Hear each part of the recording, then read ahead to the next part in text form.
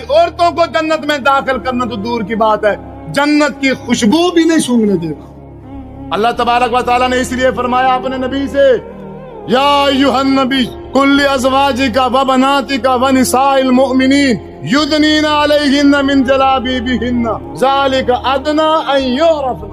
اپنی بیٹیوں سے، اپنی بیویوں سے، اپنی امت کی عورتوں سے آپ کہہ دیجئے جب یہ گھر سے باہر نکلے تو بڑی چادریں اس طرح سے اپنے اوپر ڈالے فلا یعرفن، کوئی بندہ انہیں پہچان نہ سکے۔